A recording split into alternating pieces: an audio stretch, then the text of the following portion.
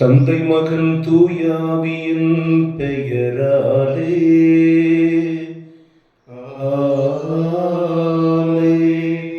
நம் ஆண்டவராகிய இயேசு கிறிஸ்துவின் அருளும் கடவுளின் அன்பும் தூயாவியின் நட்புறவும் உங்கள் அனைவரோடும் இருப்பதாக.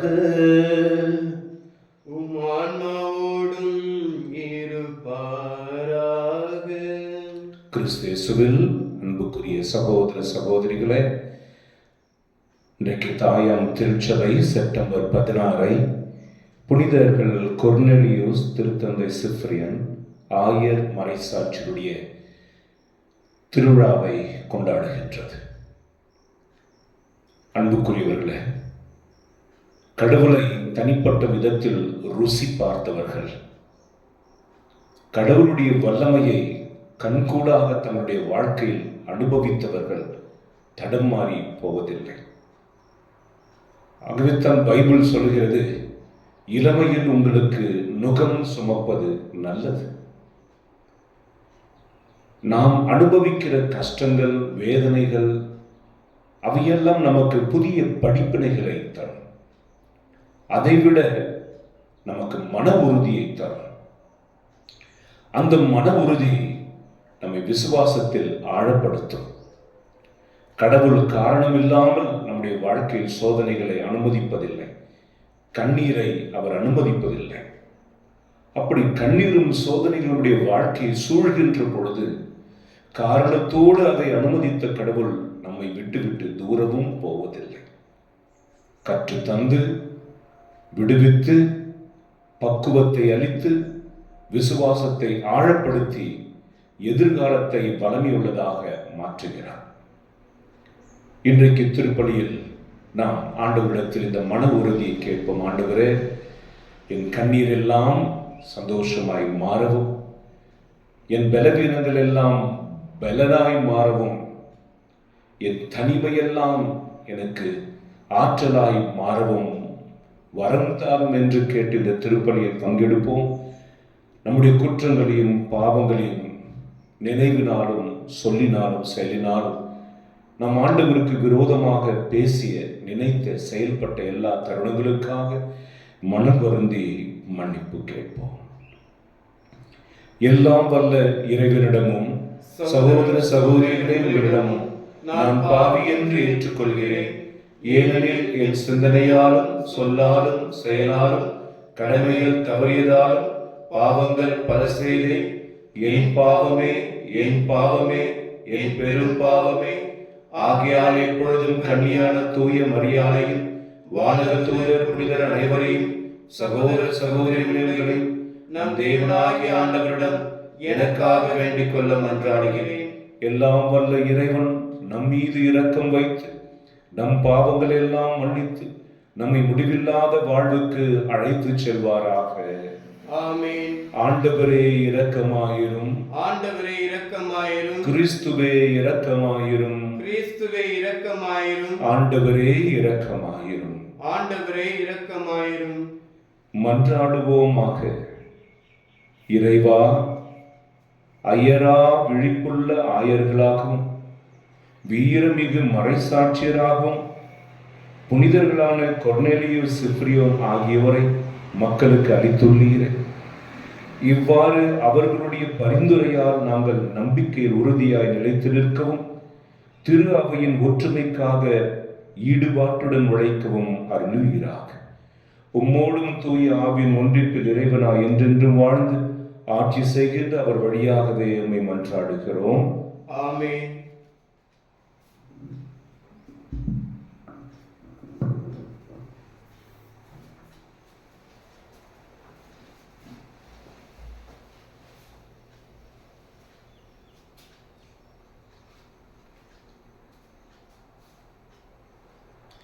முதல் வாசகம்.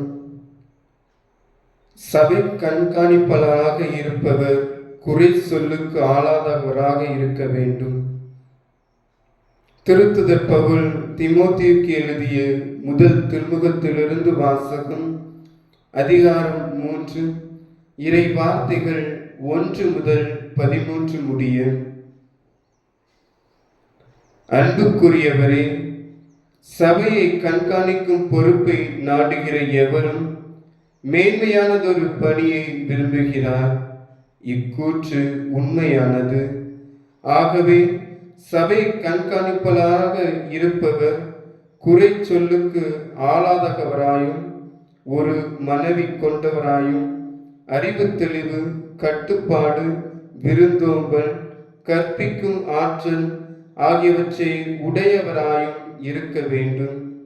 அவர் குடிவெறிக்கும் வன்முறைக்கும் இடம் கொடாது கனிந்த உள்ளத்தவராய் இருக்க வேண்டும். சண்டையையும் பொருளாசையும் தவிர்ப்பவராக இருக்க வேண்டும்.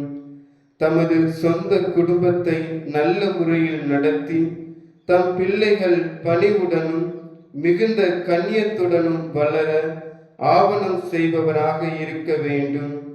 தமது சொந்த குடும்பத்தை நடத்த தெரியாத ஒருவரால் கடவுளின் சபையை எவ்வாறு கவனிக்க முடியும்? திருச்சபையில் புதிதாக சேர்ந்த ஒருவர் கண்காணிப்பாளராக கூடாது. அவ்வாறு ஆவாரானால் அவர் தற்பெருமை கொள்ளலாம். அதனால் அழகைக்கு கிடைத்த தண்டனையை அவர் அடைய நேரிடும். சபை கண்காணிப்பாளர் திருச்சபைக்கு வெளியே உள்ளவரிடமும் நற்சான்று பெற்றவராய் இருக்க வேண்டும். இல்லாவிட்டால் அவர் இழி சொல்லுக்கு ஆளாகலாம். அழகையின் கண்ணீரும் விழ நேரிடலாம். அவ்வாறே திருத்தொண்டர்களும் கண்ணியம் உடையவர்களாக இருக்க வேண்டும்.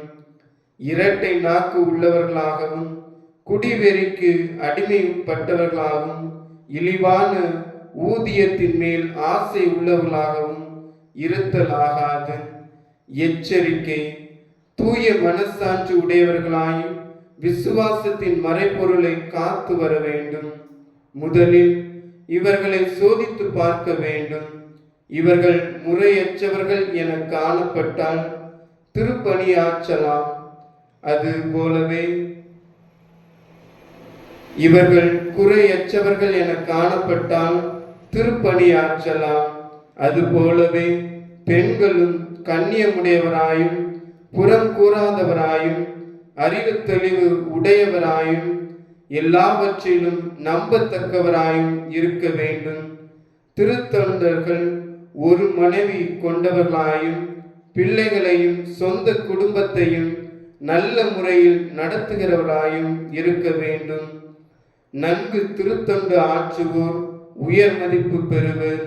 இயேசு கிறிஸ்துவின் மேலுள்ள நம்பிக்கையை குறித்து அதிக துணிவோடு பேசுவர். ஆண்டவரின் அருள்வாக்கு. இறைவா, உமக்கு நன்றி. பதிலுரை பாடல். பல்லவி.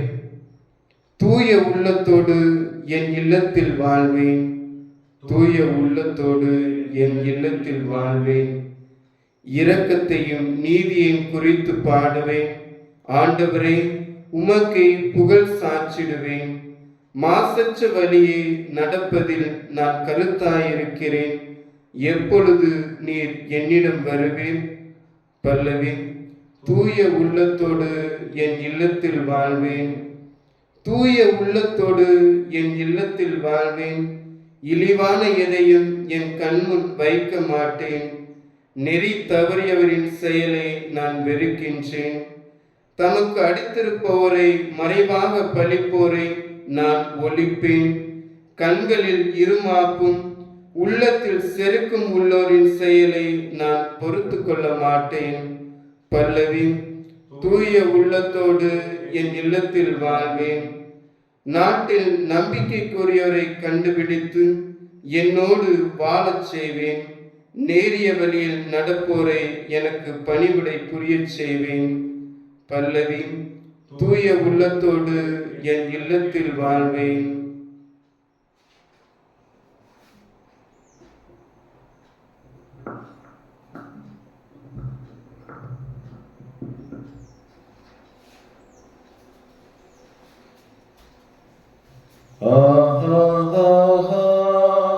அல்லேலூயா, அல்லேலூயா.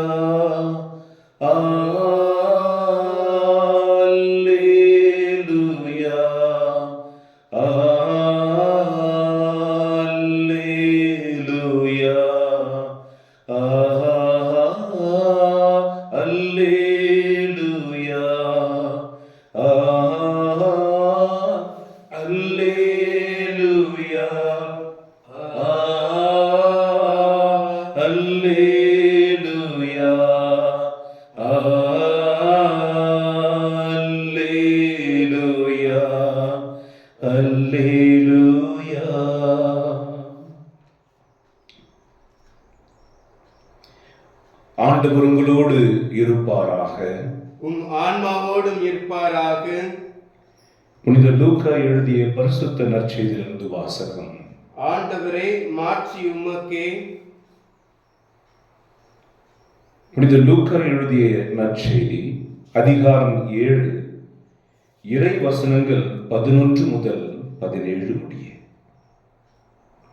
அக்காலத்தில் இயேசு நயீன் என்னும் ஊருக்கு சென்றார். அவருடைய சீடரும் பெருந்திரளான மக்களும் அவருடன் சென்றனர். அவர் அவ்வூர் வாயிலை நெருங்கிய பொழுது இறந்த ஒருவரை சிலர் தூக்கி வந்தனர். தாய்க்கு அவர் ஒரே மகன், அத்தாயோ கைம்பெண். அவ்வூரை சேர்ந்த பெருந்திரளான மக்களும் அவரோடு இருந்தனர். அவரை கண்ட ஆண்டவர் அவர் மீது பரிவு கொண்டு, அழாதீர் என்றார். அருகே சென்று பாடையை தொட்டார். அதை தாங்கிச் சென்றவர்கள் நின்றார்கள். அப்பொழுது அவர், இளைஞனே, நான் உனக்கு சொல்லுகிறேன், எழுந்திடு என்றார். இறந்தவர் எழுந்து உட்கார்ந்து பேசத் தொடங்கினார். இயேசு அவரை அவர் தாயிடம் ஒப்படைத்தார். அனைவரும் அச்சமுற்று, நம்மிடையே பெரிய இறைவாக்கினர் ஒருவர் தோன்றியிருக்கின்றார், கடவுள் தம் மக்களை தேடி வந்திருக்கிறார் என்று சொல்லி கடவுளை போற்றி புகழ்ந்தனர். அவரை பற்றிய இந்த செய்தி யூதேயா நாடு முழுவதும் சுற்றியுள்ள பகுதிகளிலும் பரவியது. இது ஆண்டவரின் அருள்வாக்கு. கிறிஸ்துவே, உமக்கு புகழ்.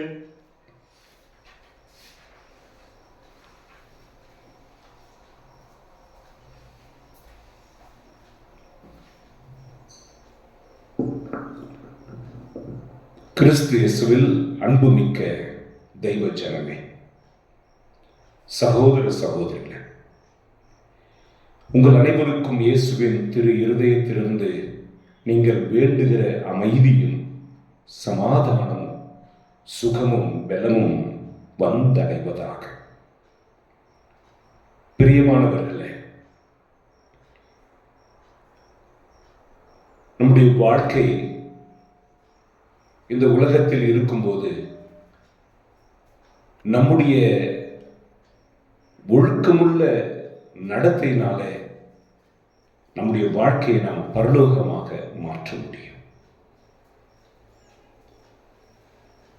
நம்முடைய குடும்பத்தில் நமக்கு கொடுக்கப்பட்ட ஸ்தானத்தில் தேவனுடைய வார்த்தை விவரித்திருக்கிறபடி அவருடைய சட்டங்களை நாம் அனுசரிப்போம் என்றால் நம்முடைய வீடே பரலோகமாக இருக்கும்.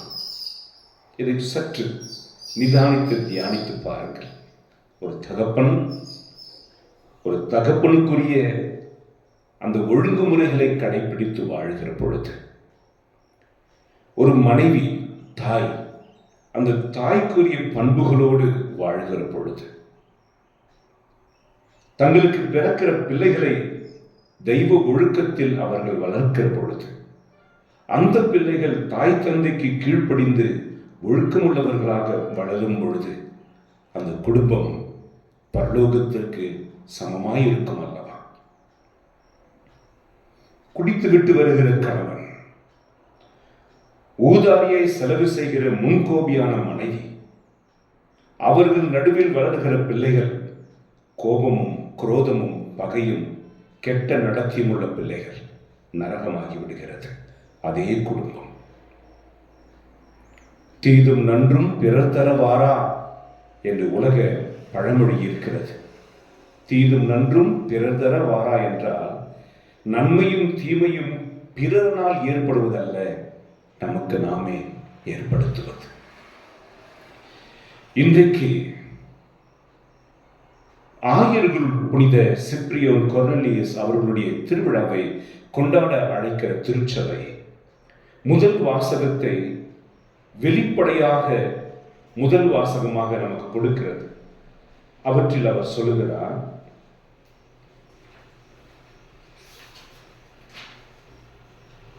சபையை கண்காணிக்கும் பொறுப்பை நாடுகிற எவரும் யாரும் உங்களை பொறுப்புல போய் உட்காருன்னு சொல்லலை. அவர் என்ன சொல்றாரு? சபையை கண்காணிக்கும் பொறுப்பை நாடுகிற எவர், somebody willing to have a seat. ஒரு சபையை நடத்தணும்னு சொல்லி சில பேர் ஆர்வமாய் நாடுவார்கள்.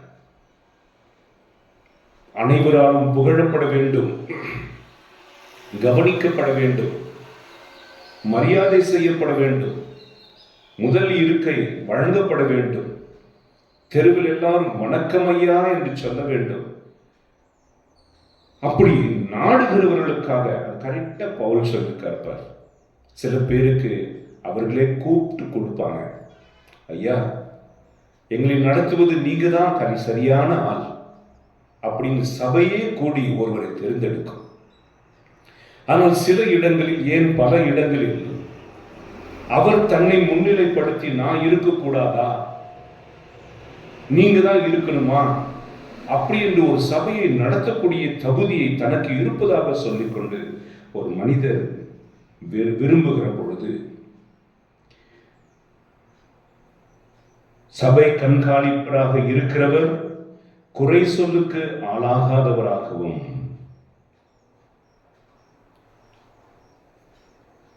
குறை சொல்லுக்கு இந்த சபை நிறுவனர், இந்த சபையை நடத்துகிற இந்த போதகர் இப்படிப்பட்டவர் என்று யாரும் குறை சொல்லாத அளவுக்கு அவர் கண்ணியமுடையவராக இருக்க வேண்டுமா?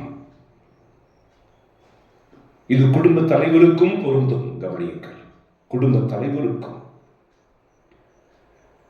உங்களை நம்பி உங்கள் கணவன் உங்கள் கையில் ஆண்டவர் மனைவியும் பிள்ளைகளையும், மாமனார் மாமியார் தாய் தந்தை, ஒரு பெரிய குழுமம் உங்களை நம்பி ஆண்டவர் கொடுக்கிறார். ஆகவே நீங்கள் எப்படி இருக்க வேண்டும், அல்லது நான் எப்படி இருக்க வேண்டும், நாம் எப்படி இருக்க வேண்டும் என்கிற ஒரு செய்தி இன்றைக்கு ஆழமாக பார்ப்போம். முதலாவது தேவைப்படுகிறது அறிவு தெளிவு. எந்த ஒரு செயலை செய்யும் பொழுது நான் தனி மனிதன் அல்ல ஒரு முடிவை எடுப்பதற்கு. என்னுடைய ஒவ்வொரு முடிவும் என்னை சார்ந்தவர்களை பாதிக்கிறது. ஆகவே அறிவு தெளிவு வேண்டும். அறிவு தெளிவு. கோபப்படுகிற பொழுது ஒரு மனிதன் தன் கண்ட்ரோலை இழந்து விடுவதனால் தான் கோபப்படுகிறான். தன்னைத்தான் அடக்கி ஆளும் சக்தி கொண்டவன் கோபப்பட வேண்டிய நேரத்திலும் தன்னை அடக்கி ஆளுகிறான். தன் மனதை கட்டுப்படுத்துகிறான். தன் கோபத்தை ஆறப்போடுகிறான். சொல் என்று வார்த்தைகளை சொல்லி உறவுகளை முறித்து விடாமல் நிதானத்தோடு வார்த்தைகளை அளந்து பேசுகிறான். ஏனெனில் நம்முடைய வாழ்க்கை அந்த நிமிடத்தில் முடியக்கூடிய வாழ்க்கை அல்ல. மனிதனுடைய வாழ்க்கை இன்னொன்றை சார்ந்த வாழ்க்கை, சார்பு வாழ்க்கை. நம் எதிரில் இருப்பவர்களை, நம்முடைய உடன் இருப்பவர்களை எதிர்த்து கடினமாக பேசி உறவுகளை உடைத்து விடலாம். ஆனால் என்ன ஆகும்? அந்த உடைந்த உறவுகளோடு நாம் வாழ வேண்டியிருக்கும். அது பயங்கர கடினமானது, வேதனையுள்ளது. ஆகவே ஞானி பேசுவதற்கு முன் 2 முறை யோசிக்கிறான். மூடன் பேசிவிட்ட பிற்பாடு 2 முறை யோசிக்கிறான். இதுதான் வித்தியாசம். ஆகவே அறிவு தெளிவோடு இருக்க வேண்டும் என்பது முதல். இரண்டாவது கட்டுப்பாடு, கண்ட்ரோல், செல்ஃப் கண்ட்ரோல். எல்லா விதத்திலும் நம்முடைய கிராமங்களில் வாழ்கிற தகப்பன்கள் நிறைய பேர் பழைய வேஷ்டியை கட்டி கொண்டிருப்பதை பார்ப்போம். அவர்கள் அழுக்கானவர்கள் என்று நாம் முடிவுக்கு வந்துவிட முடியாது. ஆனால் அவருடைய பிள்ளைகள் எல்லாம் வெள்ளையும் சொல்லையுமா இருப்பாங்க. தன்னை கட்டுப்படுத்தி, மாமிசம் உண்ணுவதை கட்டுப்படுத்தி, சாராயம் குடிப்பதை கட்டுப்படுத்தி, தெருவில் விருப்பமான இடங்களில் நின்று பேசுவதை கட்டுப்படுத்தி, இரவில் அணிய வேண்டிய ஆடைகளை பகலில் அணிந்து மற்றவர்களுக்கு இடையூறாய் இருப்பதிலிருந்து தன்னை கட்டுப்படுத்தி, பொது இடங்களில் கபகபகபகமன் கத்தி சிரிச்சு கூப்பாடு போடாம அடக்கத்தோடு கட்டுப்படுத்தி, தன் அழகை, தன் செல்வத்தை எல்லாருக்கும் காட்டிவிடாமல் கட்டுப்படுத்தி கட்டுப்பாடு கட்டுப்பாடு. இது மிக மிக உத்தமமான ஒரு வார்த்தை. நேற்றுக்கு நாங்கள் ஒரு இடத்திற்கு போய்விட்டு வருகிற பொழுது நாங்கள் வந்த கார் பழுதடைந்து விட்டது. இன்னொரு கார் வருவதற்கு ரொம்ப தாமதமானது. ஏன் தாமதமானது என்று கேட்ட பொழுது பிரேக்கு சரியா வேலை செய்யலன்னு சொன்னார். ஐயோ, எங்களை பத்திரமா கொண்டு போய் விடக்கூடிய அளவுக்காவது அந்த பிரேக் இருக்கா அப்படின்னா இருக்கு. வாழ்க்கையில் மனிதனுக்கு கட்டுப்பாடு இல்லை என்றால் அது எங்கேயோ கொண்டு போய்விடும். அது எங்கேயோ நம்முடைய வாழ்க்கையை கொண்டு போய்விடும். ஆகவே பார்க்கிறதில் கட்டுப்பாடு, கேட்கிறதில் கட்டுப்பாடு, பேசுவதில் கட்டுப்பாடு, நம்முடைய ஒவ்வொரு செயல்களிலும் ஒரு கட்டுப்பாடு. சிரிப்பு கூட அளந்து சிரிக்கணும். நீதிமொழிகளின் சீராக்கம் சொல்லுகிறது, உங்கள் பிள்ளைகளோடு சேர்ந்து சிரிக்காத, உங்கள் பிள்ளைகளோடு சேர்ந்து சிரிக்காத, நீ அவமானத்திற்கு உள்ளாவாய். ஏன்னா நம்ம சிறியவர்களோடு, நம்முடைய வயதுக்கு ஒத்தவர்களோடு இல்லாதவர்களோடு கக்கன்னு சிரிச்சோம்னா அவங்க நம்முடைய மதிப்பை குறைத்து மதிப்பிட்டு திடீர்னு நம்மளை பத்தி அசிங்கமாக சொல்லிடுவாங்க. ஒரு வார்த்தை நமக்கு அசிங்கமா போயிடும். ஹல்லேலூயா. ஆகவே கட்டுப்பாடு. மூன்றாவது ஒரு விஷயம் விருந்தோம்பல். தமிழர்களுக்கு இது பெயர் போன ஒரு காரியம், விருந்தோம்பல் இல்லையா? அடியனுக்கு ஆண்டவர் அந்த பண்புகளை கொடுத்திருக்கிறார். என் தாயினிடத்திலிருந்து நான் கற்றுக்கொண்டேன். ஒவ்வொரு ஞாயிற்றுக்கிழமையும் திருப்பலி முடித்துவிட்டு போகிறவர்கள் எங்கள் வீடு 4வது வீடு வந்து அமர்ந்து கூச்சமின்றி, அதாவது இவங்க என்ன நினைப்பாங்களோ இல்லை, அவங்க வந்தாலே மாமாவுக்கு, அண்ணனுக்கு, இவங்களுக்கு அப்படி எங்க அம்மா தயார் செய்கிற உணவை பரிமாறுவார்கள். எங்கள் வீட்டிற்கு யார் வந்தாலும் உடனடியாக கொடுப்பது தண்ணீர். அதன் பிற்பாடு அவர்கள் பசி அறிந்து அவர்களுக்கு உணவு கொடுப்போம். ஜெப கூட்டம் என்று வைக்கிற பொழுது அது எத்தனை முறை வைத்தாலும் ஏதோ ஒரு டீ பிஸ்கெட் கொடுக்காம அத்தனை பேருக்கும் சாப்பாடு போடுவார்கள். இது ரத்தத்தில் ஊறி போனது. வேதம் சொல்லுகிறது, விருந்தோம்பல் நல்லது, உங்களை அறியாமலே நீங்கள் வானதூதர்களுக்கு கொடுத்திருப்பீர்கள். விருந்தோம்பல் நல்லது, உங்களுக்கு தெரியாமலேயே அந்த பந்தியில் இயேசு அமர்ந்திருக்க கூடும். ஆகவே விருந்தோம்பல், உணவளித்தல், அது மிகப்பெரிய ஒரு ஆசீர்வாதம். ஹல்லேலூயா. ஆகவே இந்த குணம் வீட்டின் தலைவருக்கு, வீட்டின் தலைவிக்கு, அல்லது ஒரு சங்கத்தினுடைய தலைவருக்கு, போதகருக்கு இருக்க வேண்டும் என்று சொல்லப்படுகிறது. விருந்தோம்பல். அடுத்ததாக கற்பிக்கும் ஆற்றல்.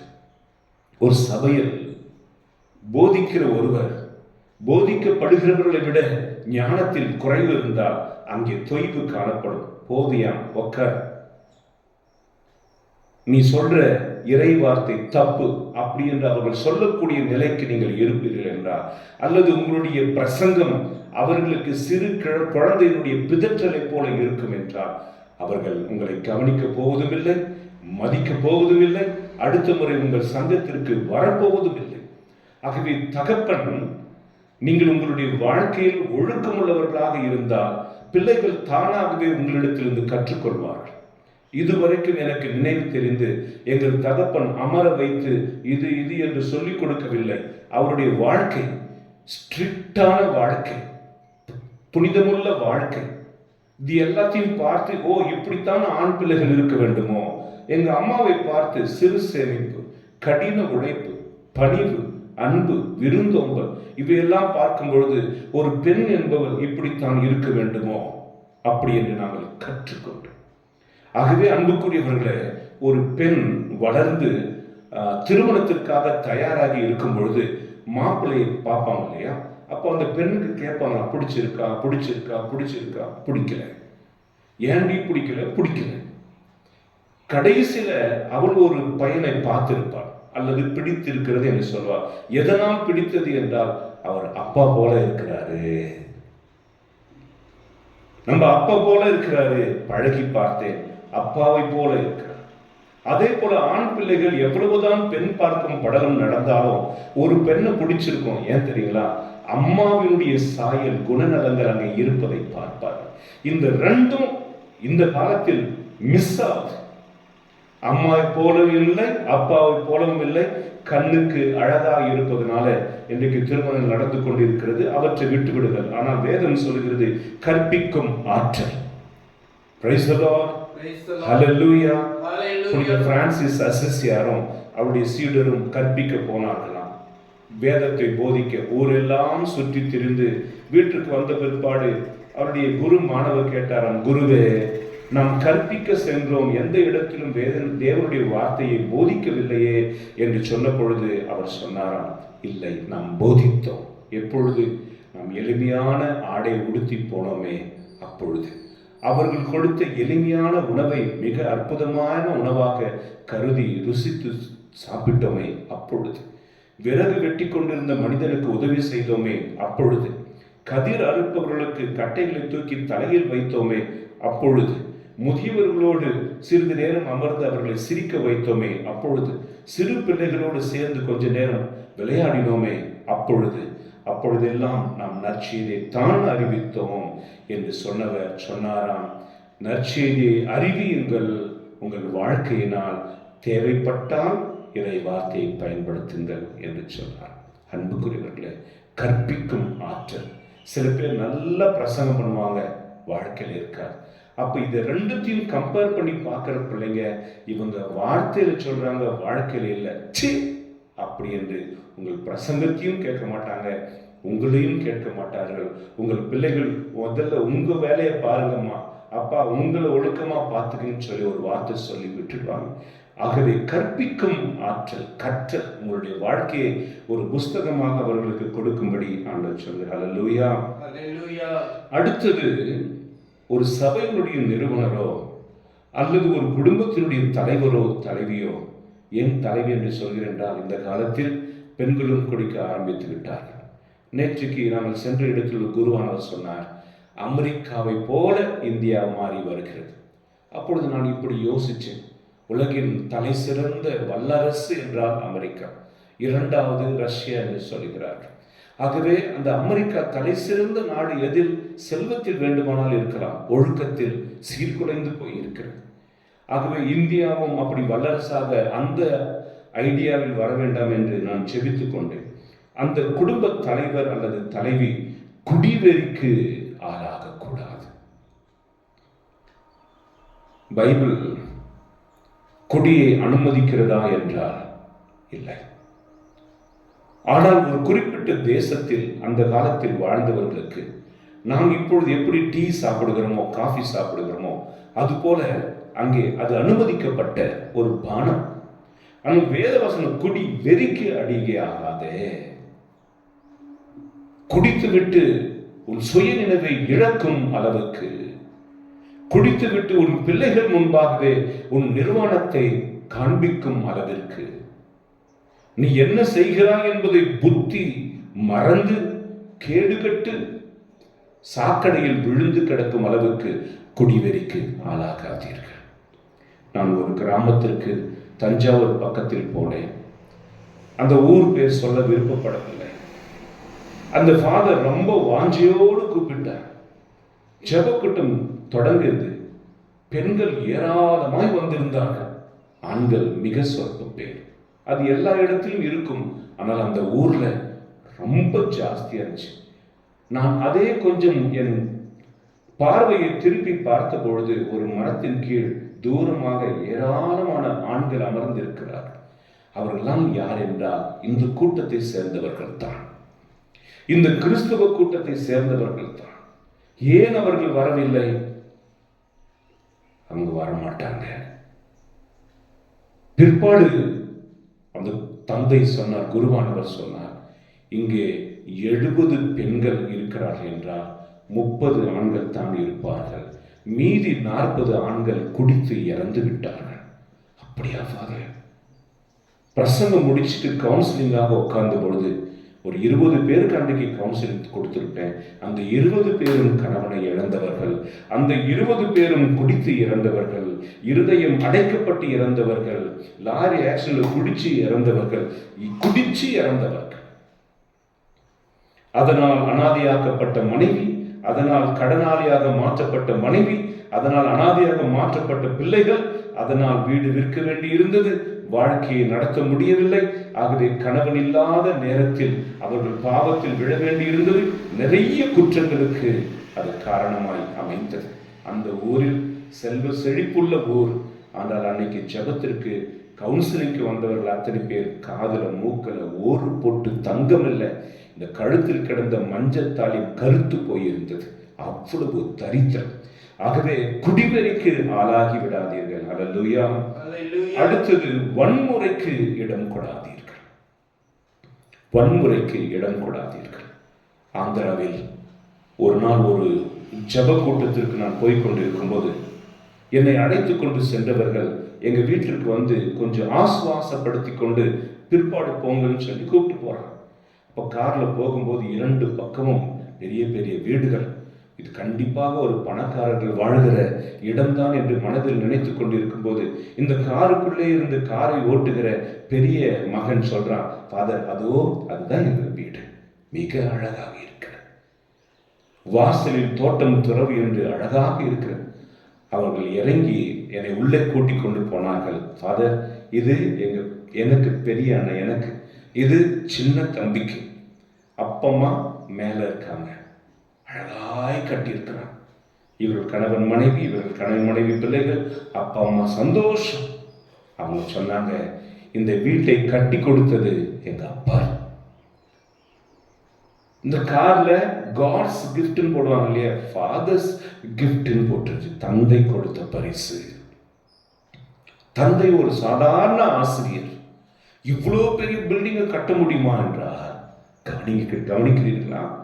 இவ்வளோ பெரிய கட்டடத்தை கட்ட முடியுமா என்று ஆச்சரியப்பட்டேன். அந்த 2 பிள்ளைங்க சொன்னாங்க, எங்க அப்பாரு கடையில கூட டீ குடிக்க மாட்டாரு, அந்த டீ குடிக்கிற காசை கொண்டு வந்தா வீட்டுல 2 பேர் அதுல குடிக்கலாமே என்று வீட்டுக்கு வந்து தான் டீ குடிப்பார். அவர் குடிக்கிற பழக்கம் இல்லை, சாரையும் குடித்ததில்லை. எங்கள் முன்பாக எங்க அப்பா அம்மா சண்டை போட்டது நாங்கள் பார்த்ததில்லை. எப்பயாவது சில சத்தம் கேட்கும், கதவை சாத்திட்டு உள்ள உட்கார்ந்து காரஞ்சாரமா பேசுவாங்க. வெளியில வரும்போது புன்முறுவலோடு வருவார்கள். They never showed their anger towards us. வன்முறையை தூண்டாதீர்கள், வன்முறைக்கு இடம் கொடுக்காதீர்கள். நம்ம பிள்ளை முன்னாடியே எல்லா சண்டையும் போடுவோம், எல்லா அசிங்கத்தையும் பேசுவோம். அப்போ பிள்ளைங்க பப்ளிக்கா நம்ம இப்படி பேசலாம் அப்படி என்பதை கற்றுக்கொள்வார்கள். ஹல்லேலூயா, ஹல்லேலூயா. அடுத்ததாக கனிந்த உள்ளம் கொண்டவர்களாயிருக்க, kind words, it heals so many people. Kind words. நான் இதை தவறுதலாக சொல்லவில்லை. நாங்கள் வாலிப நாட்களில் இருந்த பொழுது தேவனுடைய வார்த்தைக்காக நாங்கள் அதிகமாக ஏங்கி தவித்த நாட்கள். அதாவது பசி. புரோட்டஸ்டன்ட்டுக்கு போக முடியாது, போகக்கூடாது. அவர்கள் தேவமாதாவை இல்லை என்கிறார்கள், நற்கருணை இல்லை என்றாங்க, திருப்பலி இல்லை என்றாங்க, குருக்கள் இல்லை என்றார், திருச்சபை கேவலம். அங்கிருந்து நமக்கு இறை வார்த்தை தேவையில்லை.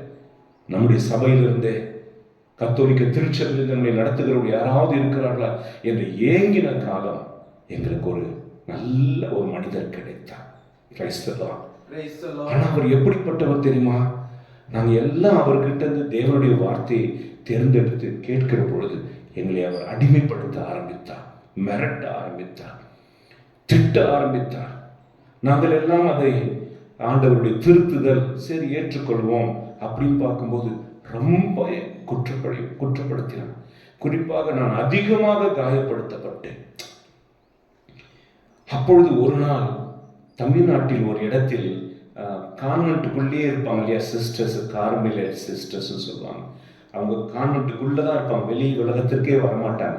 அப்ப அந்த சுப்பீரியரை பார்க்கணும்னு ஆசைப்பட்டேன். அவங்க ஜன்னலை திறந்து பேசினாங்க. How are you my child? உங்க பேர் என்னப்பா?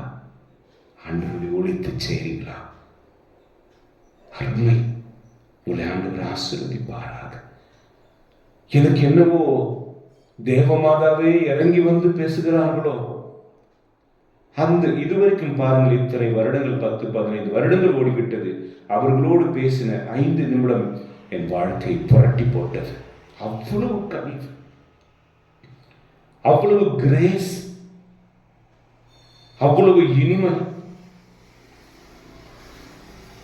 அதற்குத்தான் ஃபுல்டெஜென்சி என்று நினைக்கிறேன். அல்லது வேறு ஏதோ ஒரு புனிதர் சொன்னார், it is very easy to collect the fees by using the spoonful of honey rather than barrel of vinegar.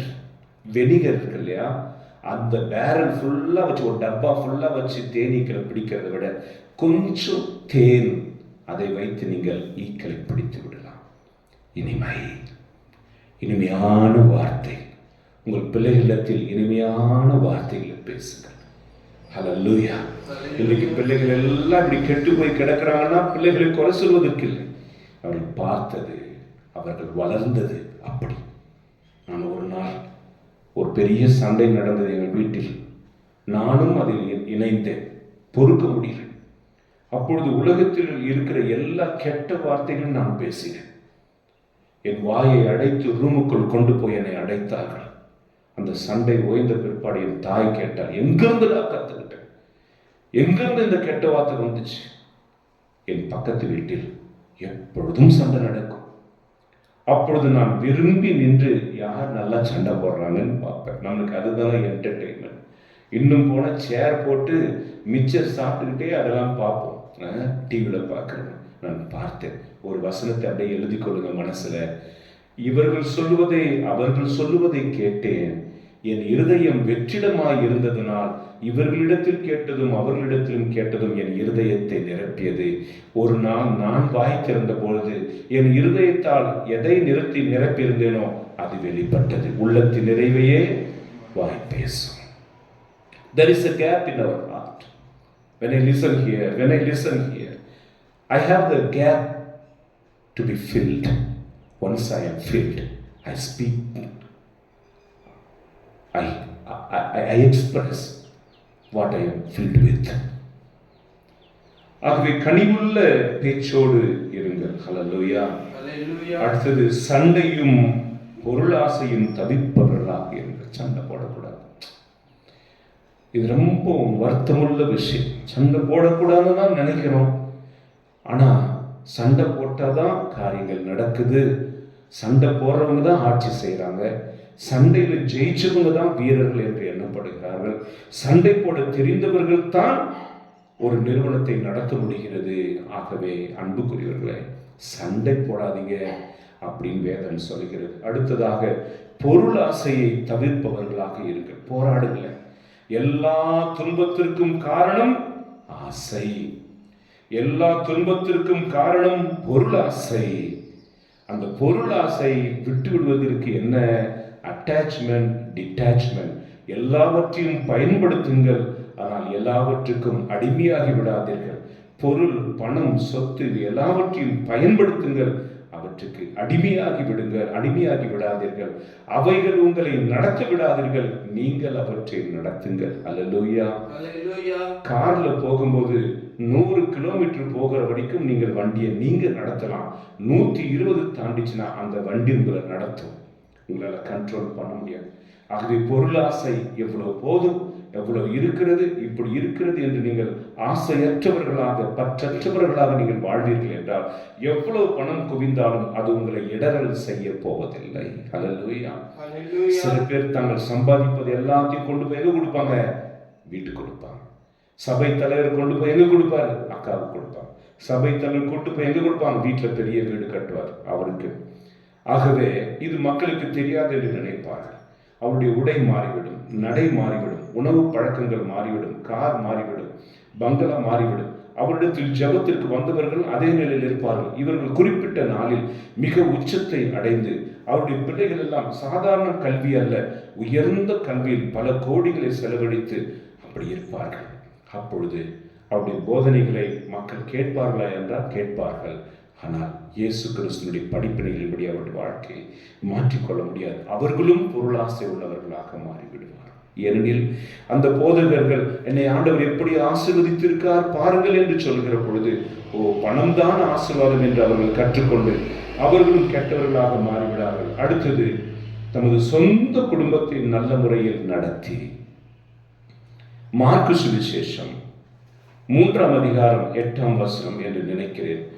வாசிப்போமா? Mark சுவிசேஷம் 3ஆம் அதிகாரம் 8ஆம் வசனம். எருசலேம், இதுமேயா, யோர்தான் அக்கரை பகுதி, சீதோன் ஆகிய இடங்களிலிருந்தும் பெருந்திரளான மக்கள் அவர் செய்தவற்றையெல்லாம் கேள்வியுற்று அவரிடம் வந்தனர். ஹல்லேலூயா, ஹல்லேலூயா. 1:8 வாசிப்போம். மார்க் 1:8.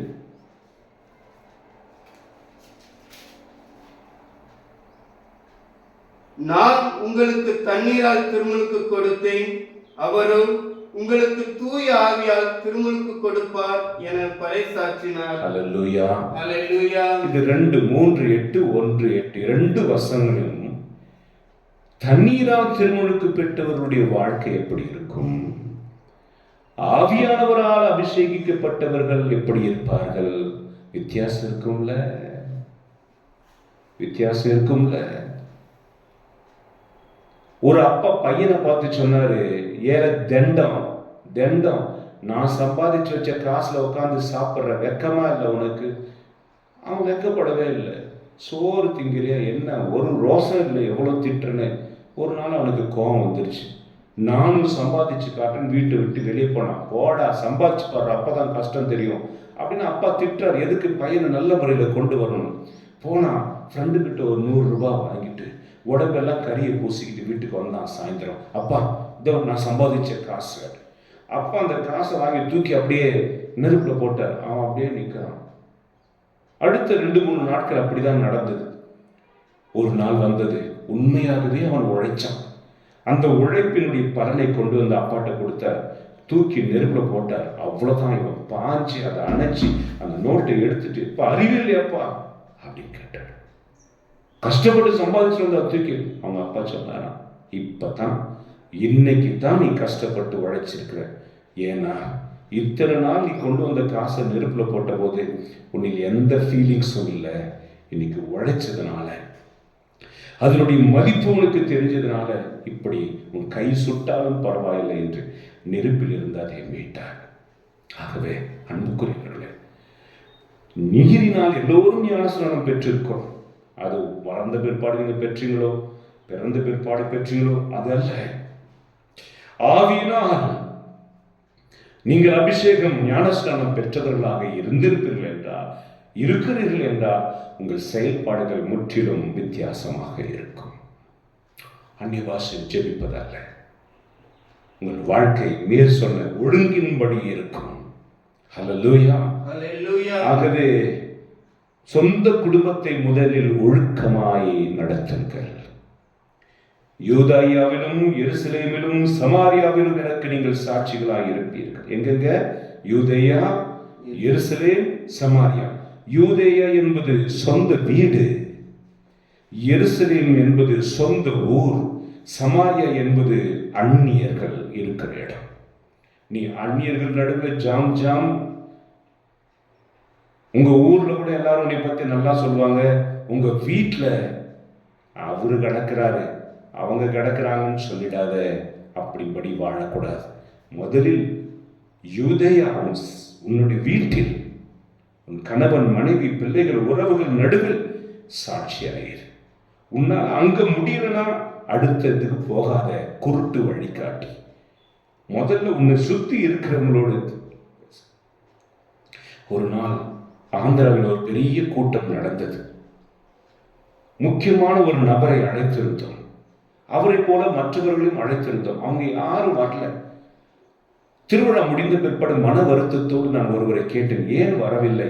அவர் சொன்னார், அந்த ஆள் வந்திருக்கிறான்ல, அவன் வந்தா எவனும் வரமாட்டான் அப்படின்னு சொன்னான். ஓஹோ, உன் முன்பாக வணக்கம் போடுகிறவர்கள் உன்னுடைய உண்மையான சுபாவத்தை, உன் சொந்த கட்சிக்காரர்களே, உன் சொந்த சங்கத்தை சார்ந்தவர்களே, உன் சொந்த சபையை சார்ந்தவர்களே, நீ நன்மதிப்போடு உங்களை நினைக்கவில்லை என்றால் உங்களுடைய பிதற்றல்கள் எல்லாம் வெளி உலகத்திலும் தேவையில்லாத ஒன்று. ஆகவே குடும்பத்தை நல்ல முறையில் நடத்துங்கள். Praise the Lord. தம் பிள்ளைகள் பணிவுடனும் மிகுந்த கண்ணியத்துடனும் வளர ஆவண செய்பவராக இருக்க வேண்டும். கண்ணியம் பிள்ளைகளுக்கு சொல்லிக் கொடுக்கணும். பிள்ளைகளுக்கு சொல்லிக் கொடுக்கணும். எனக்கு தெரிந்த ஒரு குடும்பம் இருக்கிறார்கள். நீண்ட நாள் கழித்து அவர்களுக்கு ஒரு குழந்தை பிறந்தது. அதனாலேயே என்னவோ அந்த குழந்தைக்கு அதிகமாக செல்லம் கொடுத்தாங்க, அதிகமாக பாராட்டு. முதல் மகனை விட அதிகமான செல்லம், அதிகமான பாராட்டு. அந்த பிள்ளையும் பைபிள் நாலேஜ் அவ்வளவு இருக்கும், உலக ஞானமும் நிறைந்து இருக்கும். பேச்சு போட்டி, பாடல் போட்டி எல்லாம் சிறந்து விளங்கும். நான் ஆச்சரியப்பட்டு இருக்கிறேன்.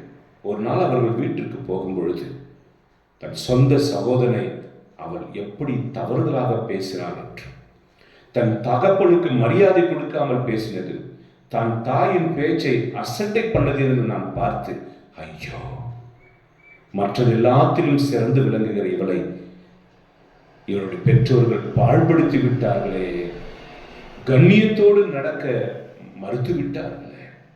இப்படித்தான் ஒரு கிறிஸ்துமஸ் அன்று சென்னையில் ஒரு பிரேயருக்கு போயிருந்தேன். கிறிஸ்துமஸ் இரவு பூசைக்காக. அப்பொழுது எல்லோரும் அமர்ந்திருக்கிறார்கள். திருப்பலி ஆரம்பமாக போகிறது. ஒரு பெண் மிக மதிப்பற்ற ஒரு ஆடை அணிந்து ஜனங்கள் நடுவில் நடந்து போனாள். தன் தலையை கவர் செய்யவில்லை. அப்ப எல்லாருடைய பெண் பார்வையும் ஆண்களுடைய பார்வை கூட அவள் மேல் விழுந்தது. அப்போ எனக்கு மன வருத்தமாக இருந்தது.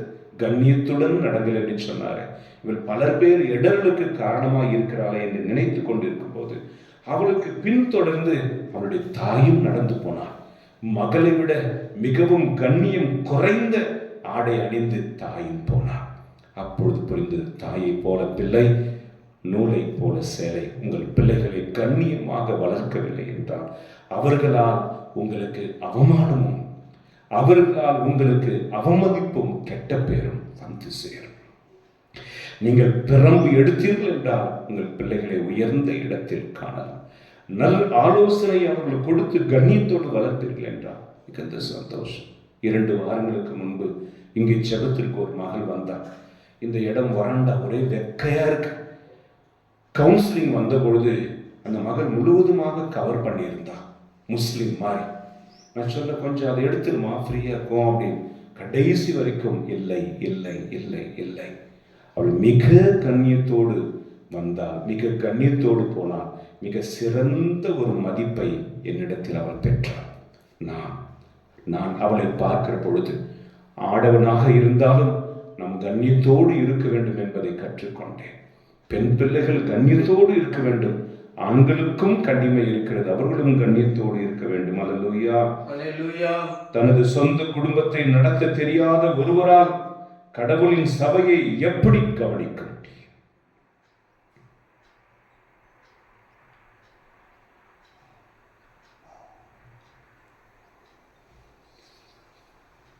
தன் சொந்த குடும்பத்தை கண்ணியமாக நடத்த தெரியாத ஒருவன் சபையை எப்படி நடத்த முடியும்? ஒரு பானை சோத்துக்கு ஒரு சோறு பதம். உன்னை கண்ணியத்தோடு நடத்த முடியவில்லை, உன் கூட இருக்கிறவர்களை கண்ணியத்தோடு நடத்த முடியவில்லை. இதுதான் கடவுள் உனக்கு கொடுக்கிற பயிற்சி ஸ்தலம். இங்கேயே நீ தவறிட்டா அங்க போயிட்டு போதிக்கவே போகாத. தலைவர் பதவிக்கு ஆசைப்படாத. திருமணம் செய்து கொள்ளாத. உன்னை கண்ணியமாக சில பேர் குடிக்கிறவன் கல்யாணம் பண்ணி வச்சா சரியாயிடும், ஊரை சுத்திட்டு கிடக்கிறவன் பொறுக்கியா கல்யாணம் பண்ணி வச்சா சரியாயிடும் அப்படின்னு இதெல்லாம் மறைச்சு அந்த பொண்ணு தலையில கட்டி வைப்பாங்க. அவ கட்டின முதல் ராத்திரியே அவன் வந்து குடிச்சிட்டு வந்து நிற்பான். நாங்களாம் வாழலையா? நீ நாசமா போனதுக்காக இன்னொருடைய மகளுடைய வாழ்க்கையும் அழிக்கலாமா? அதை கிறிஸ்துவில் அன்புக்குரியவர்களே, இது முதல் வாசகம் நமக்கு கற்றுத்தருகிற மிகப்பெரிய படிப்பினை. இதை கேட்கிற ஒவ்வொரு கணவனும் மனைவியும் நீங்கள் எப்படி செய்ய வேண்டும் என்று, பிள்ளைகளும் நீங்கள் இப்படி கண்ணியமாக வாழ வேண்டும் என்று இயேசுவின் அன்பு நாமத்தில் செபிக்கிறோம். இயேசுவின் இதயம் உங்களை தொடர்ந்து ஆசீர்வதிப்பதாக. ஆமென்.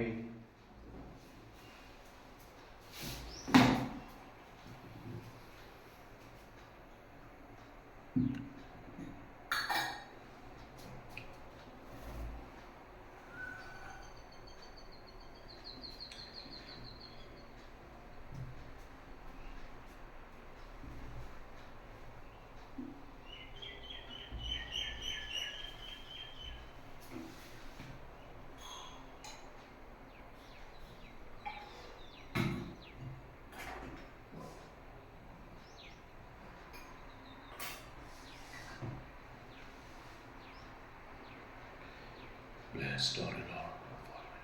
Thanks for your goodness.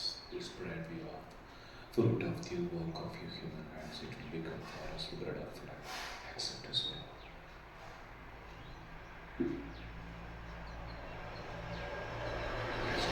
Thanks for your goodness. This bread we offer, fruit of the work of your human hands, it will become for us the cup of joy. Accept it, Lord.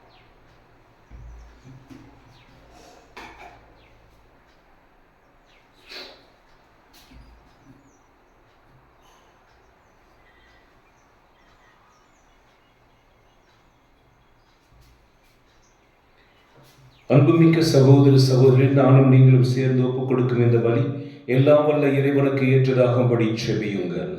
ஆண்டவர் தமது பெயரின் புகழ்ச்சிக்காகவும் மாட்சிக்காகவும் தமது நன்மைக்காகவும் புனித திரு அவையின் அனைத்து நலனுக்காகவும் தமது கை நீட்டி பலியை ஏற்றுக்கொள்வாராக.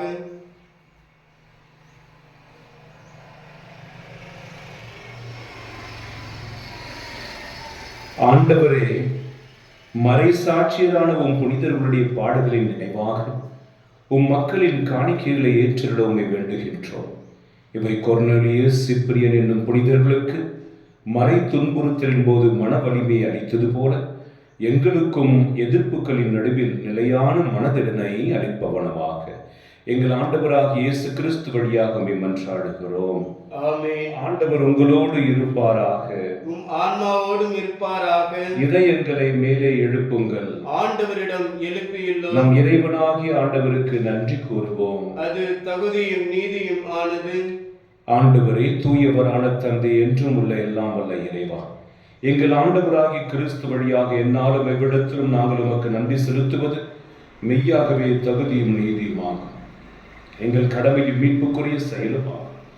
ஏனெனில் உம் புனிதர்களின் வியத்தகு சாட்சியத்தால் உமது திரு அவை என்றும் புதிய ஆற்றல் பெற்று வளமடைகின்றது. இவ்வாறு எங்கள் மீது நீர் கொண்டிருக்கும் பரிவன்பை தெல்ல தெளிவாக காட்டுகின்றீர். மேலும் எங்களது மீட்பின் மறை நிகழ்வை நாங்கள் நிறைவேற்றுவதில் அப்புனிதர்களின் சிறப்பு மிக்க எடுத்துக்காட்டால் தோன்ற பெற்று அவர்களுக்கு தகுந்த பரிந்துரையால் என்றும் ஊக்கம் பெறவும் அருளுகின்றீர். ஆகவே ஆண்டவரே, வானதூதர் புனிதர் அனைவரோடும் நாங்கள் சேர்ந்து இந்த பெருமையை பறைசாற்றி அக்களிப்புடன் சொல்வதாவது: தூயவர் தூயவர் தூயவர், வான்படைகளில் கடவுளாம் ஆண்டவர், விண்ணகமும் மண்ணகமும் முதுமாட்சியால் நிறைந்துள்ளன. உன்னதங்களிலே ஓசன்னா. ஆண்டவரின் பெயரால் வருகிறவர் ஆசீர் பெற்றவர். உன்னதங்களிலே ஓசன்னா. ஆண்டவரே, நீர் மெய்யாகவே தூயவர், தூய்மை அனைத்திற்கும் ஊற்று. ஆகவே உம்முடைய ஆவியை பொழிந்து இக்காணிக்கைகளை புனிதப்படுத்தியருட உம்மை வேண்டுகிறோம். இவ்வாறு எங்கள் ஆண்டவர் இயேசு கிறிஸ்துவின் உடலும் இரத்தமுமாக இவை எங்களுக்கு மாறுவனவாக. அவர் பாடுபட உளம் கனிந்து தம்மை கையளித்த பொழுது அப்பத்தை எடுத்து உமக்கு நன்றி செலுத்தி அதை விட்டு தம் சீடர்களுக்கு அளித்தவர் கூறியதாவது: அனைவரும் இதிலிருந்து பெற்று உண்ணுங்கள், ஏனெனில் இது உங்களுக்காக கையளிக்கப்படும் என் உடல்.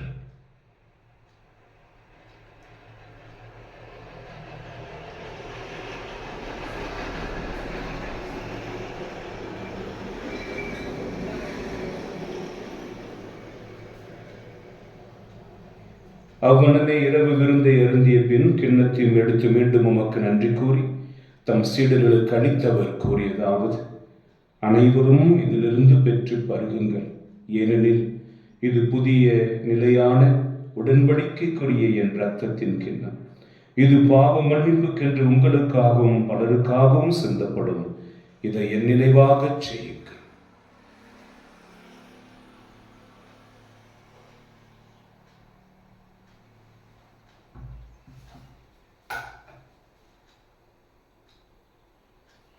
நம்பிக்கையின் மறைபொருள். ஆண்டவரே, நீர் வருமளவும் உமது இறப்பினை அறிக்கையிடுகின்றோம், உமது உயிர்ப்பினையும் எடுத்துரைக்கின்றோம். ஆண்டவரே, நாங்கள் கிறிஸ்துவின் இறப்பினும் உயிர்ப்பினும் நினைவு கூர்ந்து வாழ்வு தரும் அப்பத்தை மீட்பளிக்கும் கிண்ணத்தையும் உமக்கு ஒப்புக் கொடுக்கிறோம்.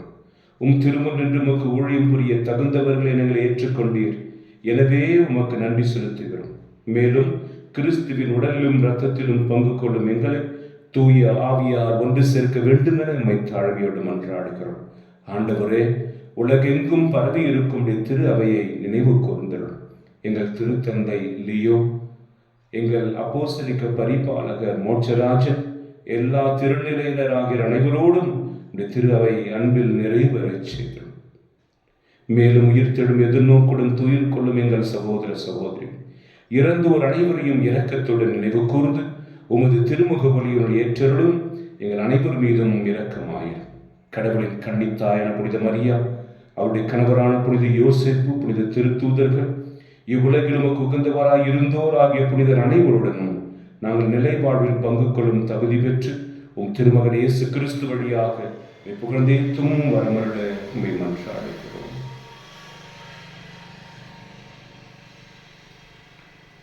இவர் வழியாக இவரோடு இவரில் எல்லாம் வல்ல இறைவனாகிய தந்தையே, தூய ஆவியாரின் ஒன்றிப்பில் எல்லா புகழும் மாட்சியும் என்றென்றும் உமக்கு உரியதே. ஆமென்.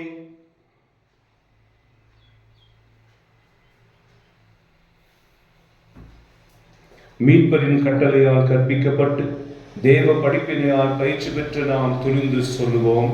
விண்ணுலகில் இருக்கிற எங்கள் தந்தையே, உமது பெயர் தூயதென போற்றப் பெறுக. உமது ஆட்சி வருக.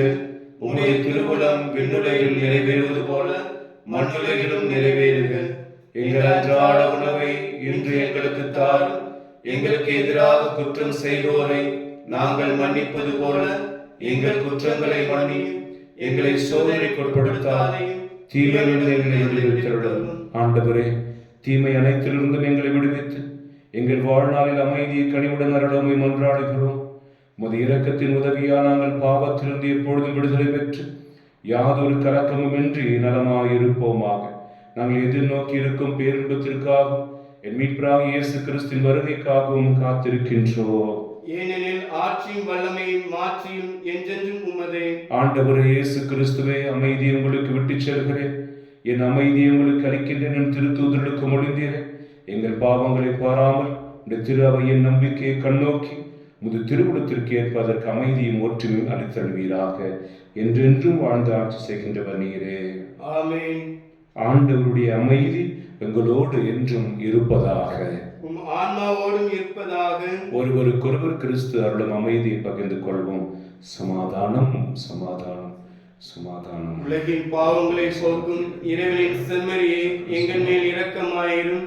உலகின் பாவங்களை போக்கும் இறைவனின் செம்மறியே, எங்கள் மேல் இரக்கமாயிரும். உலகின் பாவங்களை போக்கும் இறைவனின் செம்மறியே, எங்களுக்கு அமைதியை அளித்தருளும். இதோ இறைவனின் செம்மறி, இதோ உலகின் பாவங்களை போக்குகிறவர்.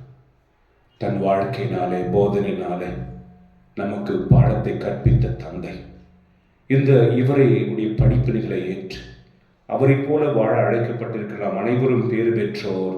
ஆண்டவரே, தேவனின் உள்ளத்தில் எழுந்திருக்க நான் தகுதியற்றவன், ஆனால் ஒரு வார்த்தை மட்டும் சொல்லிடுவோம், எனது ஆன்மா நலமடையும்.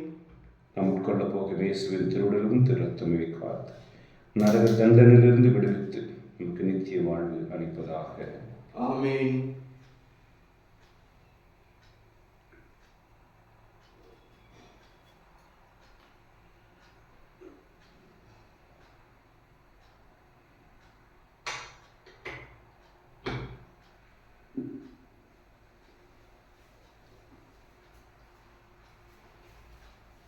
கிறிஸ்துவின் திருவுடலும் திருரத்தம்.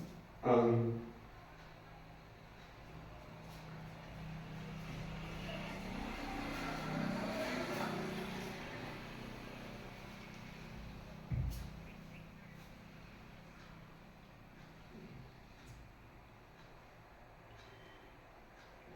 கிறிஸ்துவின் ஆன்மாவை என்னை புனிதமாக்கும். கிறிஸ்துவின் திருவுடலை என்னை மீட்டருளும். கிறிஸ்துவின் திரு ரத்தமே எனக்கு எழுச்சியூட்டும். கிறிஸ்துவின் விழாவின் தண்ணீரே என்னை கழுவிடும். கிறிஸ்துவின் பாடுகளே என்னை தேய்ச்சிடும். ஓ நல்ல இயேசுவே, எனக்கு செவிசாயும். உம் திரு காயங்களுள் என்னை மறைத்தருளும். உம்மிடமிருந்து என்னை பிரிய விடாதையும். தீய பகைவரிடமிருந்து என்னை காத்தருளும். எனது இறப்பின் வேளையில் என்னை அழைத்தருளும். உம்மிடம் வர எனக்கு கட்டளையிட்டருளும். புனிதர்களோடு எக்காலமும் உம்மை புகழச் செய்யும். ஆமென். மன்றாடுவோமாக. ஆண்டவரே, இத்திருவிருந்தில் பங்கு பெற்ற நாங்கள் உம்மை பணிந்து வேண்டுகின்றோம். மறை சாட்சியரான கொர்னேலியூஸ், சிப்ரியன் என்னும் புனிதர்களின் எடுத்துக்காட்டை பின்பற்றி நாங்களும் ஆவியாரின் வலிமையால் உறுதி பெற்று நற்செய்தியின் உண்மைக்கு சான்று பகர்வோமாக. எங்கள் ஆண்டவராக இயேசு கிறிஸ்து வழியாக உம்மை மன்றாடுகிறோம். ஆமென். ஆண்டவர் உங்களோடு இருப்பாராக. உம் ஆன்மாவோடும் இருப்பாராக. எல்லாம் வல்ல இறைவன் தந்தை, மகன், தூய ஆவியார் உங்களை ஆசீர்வதிப்பாராக. ஆமென். சென்று வாருங்கள், திருப்பலி நிறைவேறிற்று. இறைவனுக்கு நன்றி.